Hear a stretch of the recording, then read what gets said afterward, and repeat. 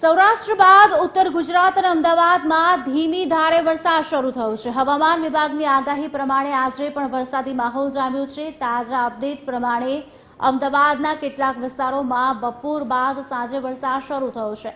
Prahlad Nagar, ISKCON સહિતના વિસ્તારમાં વરસાદી માહોલ ફરી એકવાર જામ્યો છે। શહેરના સેટેલાઇટ અને આનંદનગર રોડ વિસ્તારમાં પણ વરસાદ વરસ્યો છે। પૂર્વના વિસ્તારોમાં પણ વરસાદની શરૂઆત થઈ ગઈ છે। શહેરમાં અસહ્ય ગરમી બાદ વરસાદની એન્ટ્રી થઈ છે। વરસાદના કારણે લોકોને ગરમીથી રાહત મળી છે। અમદાવાદ શહેરમાં ભારે પવન સાથે વરસાદ શરૂ થયો છે।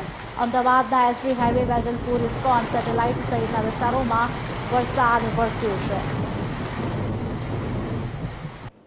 રાજ્યમાં ચોમાસાએ રૌદ્ર સ્વરૂપ ધારણ કર્યું છે। રાજ્યના 117 જેટલા તાલુકામાં વરસાદ પડ્યો છે।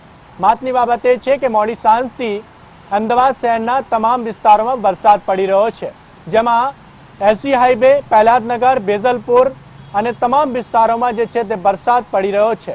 પૂર્વના વિસ્તારોમાં જે તમામ ઘરો છે તેમના પાણી પણ ભરાઈ ગયો છે। મહત્વની બાબત એ છે કે હવામાન નિષ્ણાતો દ્વારા જે પ્રકારે આગાહી કરવામાં આવી રહી હતી તે પ્રકારે જે છે તે વરસાદ વરસી રહ્યો છે।